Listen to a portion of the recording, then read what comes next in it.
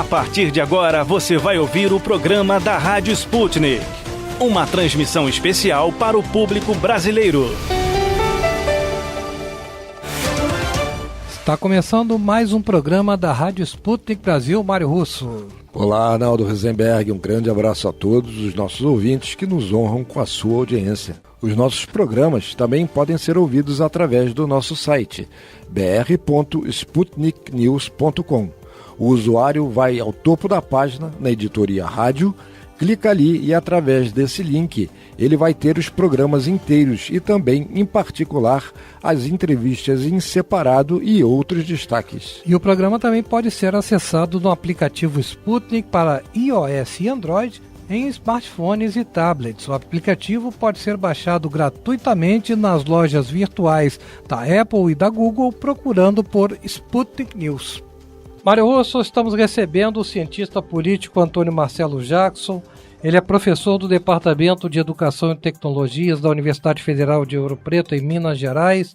Um profissional, um estudioso da política no país, da política e da história do país, e que certamente está preocupado com os acontecimentos que poderão advir de agora em diante das novas denúncias homologadas pelo Supremo Tribunal Federal dos executivos e ex-executivos da Odebrecht. Tanto é assim que a Procuradoria-Geral da República já pediu ao Supremo Tribunal Federal autorização para ouvir diversas pessoas indiciadas por estes delitos que lhes são atribuídos. Mário Russo, vou pedir a você para cumprimentar o nosso Antônio Marcelo Jackson. Boa tarde, Antônio Marcelo. Uma grande alegria ter com você aqui e o Arnaldo nessa conversa aí sobre esse tema para lá de explosivo, né? É sempre um prazer, Mário, Arnaldo, estar com vocês aí na Rádio Sputnik. Uma alegria sempre minha. Exato. Meu caro Antônio Marcelo Jackson, a Procuradoria-Geral da República pediu ao Supremo Tribunal Federal a abertura de inquérito para investigar pelo menos 2 ministros do governo de Michel Temer, além de destacados senadores do PMDB e do PSDB, aliados do presidente, todos citados nas delações premiadas da Odebrecht. Na mira do procurador Rodrigo Janot também estão o ex-chanceler de Temer, José Serra, e o ex-candidato à presidência, Aécio Neves, derrotado por Dilma Rousseff em 2014, além da própria Dilma e do ex-presidente Luiz Inácio Lula da Silva.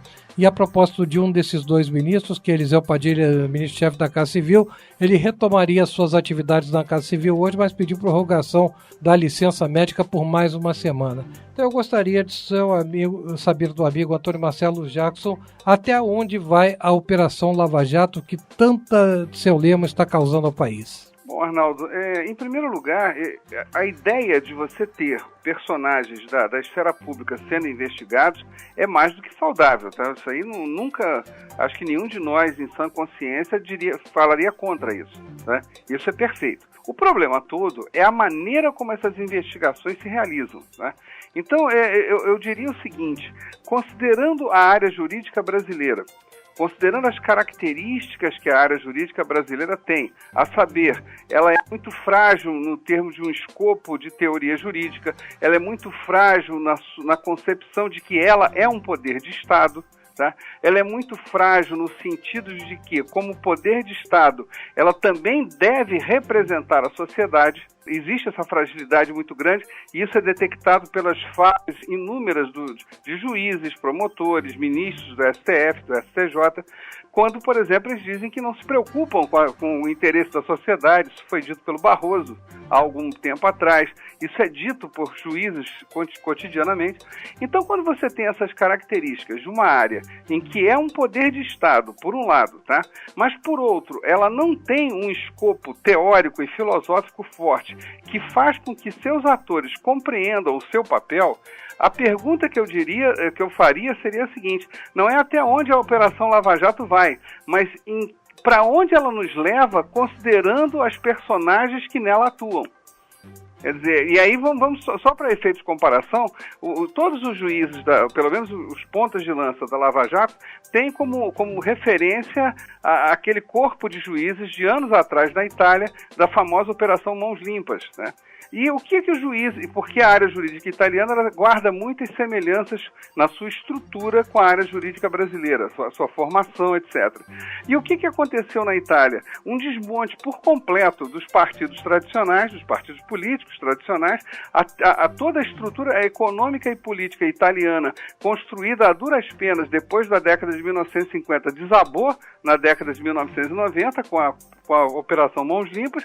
E quem é que sobrou lá? O Partido Fascista, o neonazismo e a chance de você ter um Silvio Berlusconi interferindo na vida política italiana ao longo de quase 10 anos.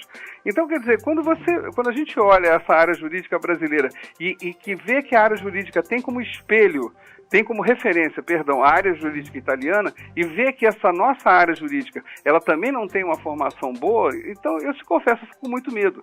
Então eu não sei aonde a Operação Lava Jato vai nos levar, ou talvez eu até tenha medo de pensar nisso. Eu queria aqui lembrar, já que você citou oportunamente, como sempre, essa questão da influência da Operação Mãos Limpas, né, lá na Itália. Ela durou 4 anos, né? Isso.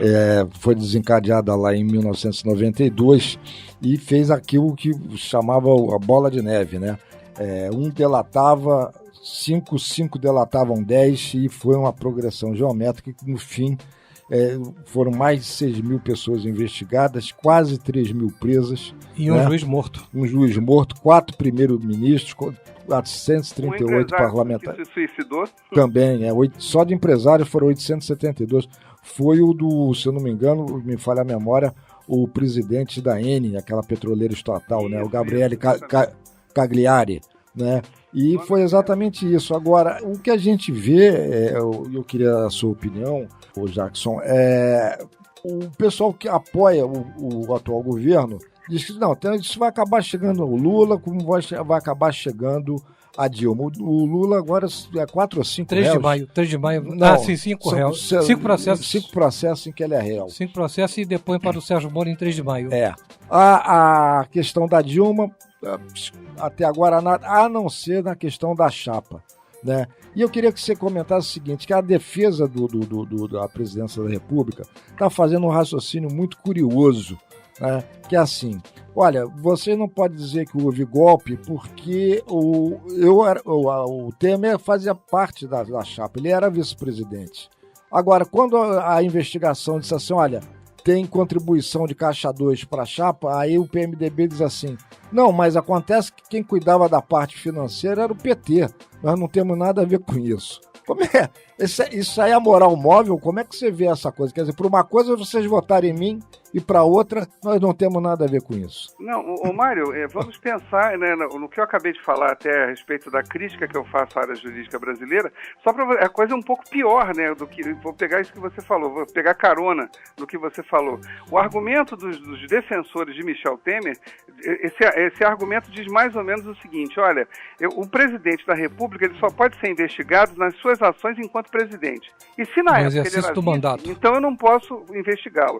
Desculpe, eu acabei interrompendo. Não, sim, é isso. No caso, processo por impeachment, ele só pode ser julgado por atos praticados durante o mandato. Não, exato. Então olha, repare bem aonde chegamos. Nós temos, então, o seguinte argumento. É um argumento de ordem meramente processual. Não é um argumento que esteja discutindo a questão moral ou ética.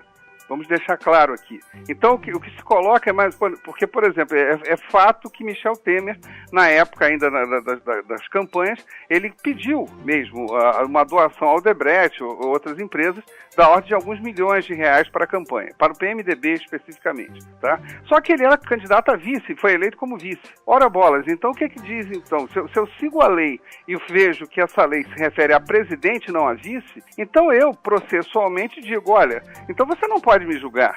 Repare, então, Mário, Arnaldo e todos os ouvintes da Rádio Sputnik, nós não estamos tratando de discussões éticas, da ética pública, da ética do ator na esfera pública. Não, estamos discutindo meramente questões processuais. E a área jurídica brasileira permite isso. Quer dizer, isso é possível na área brasileira de uma maneira muito enfática, muito mais enfática até do que em outras áreas jurídicas. Por favor, em qualquer lugar do mundo, essa parte processual fala alto, tá? Não estou dizendo que não fale. Agora, aqui no Brasil, parece que só existe ela. Não existe uma discussão que é ética, antes de mais nada, né?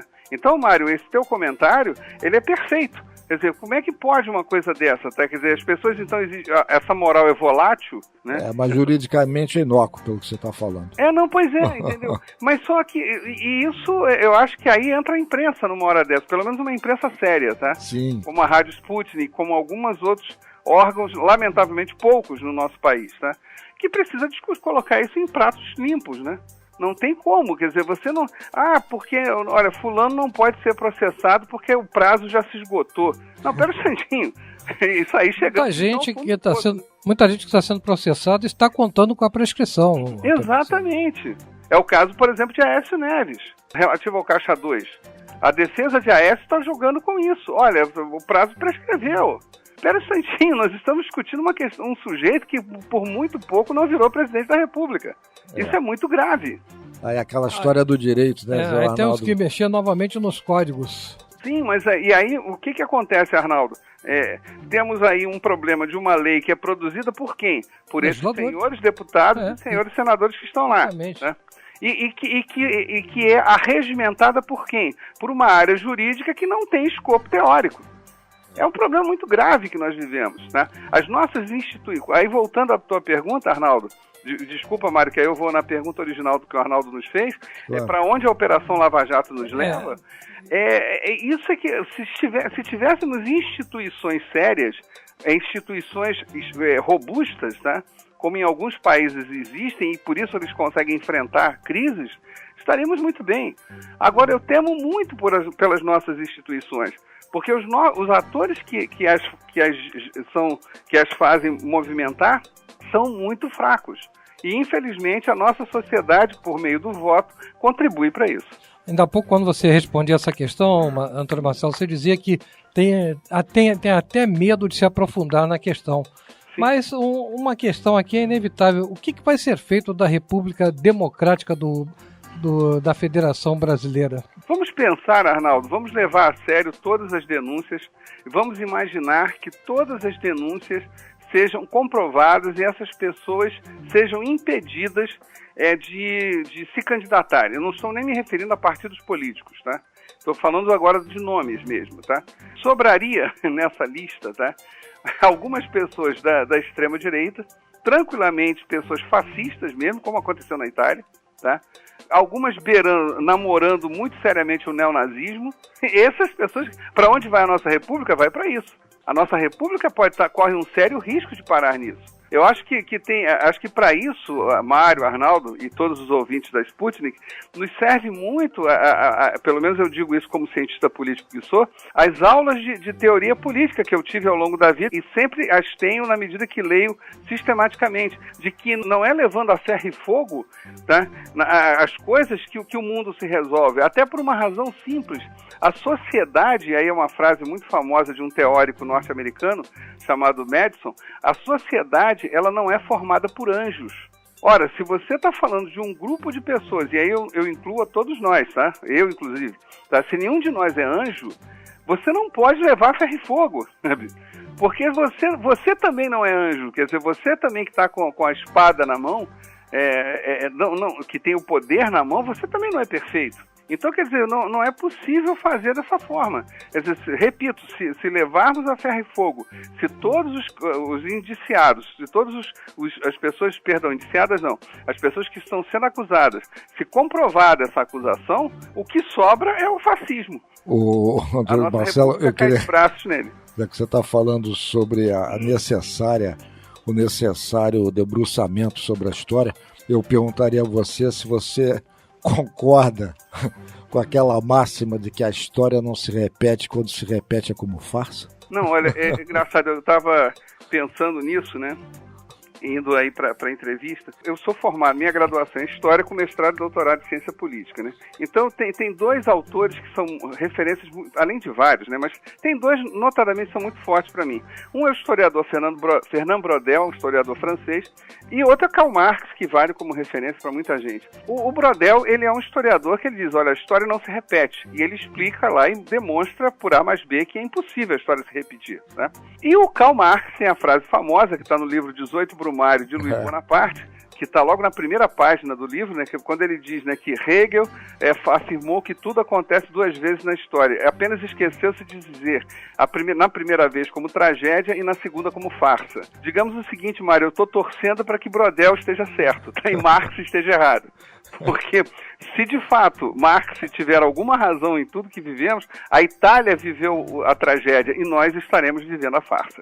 Meu caro Antônio Marcelo Jackson, muito obrigado por mais este diálogo, essa entrevista, esta aula aqui conosco e com os ouvintes da Rádio Sputnik. Até uma próxima oportunidade, meu amigo. É sempre um prazer, Arnaldo, Mário, estou sempre à disposição de vocês. Grande abraço, professor. Até a próxima.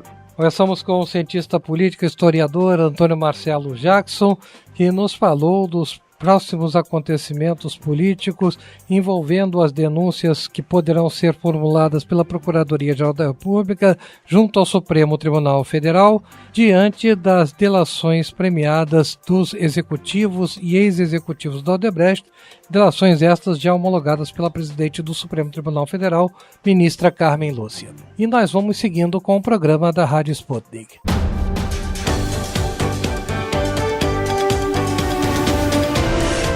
Rádio Sputnik, falando nas entrelinhas.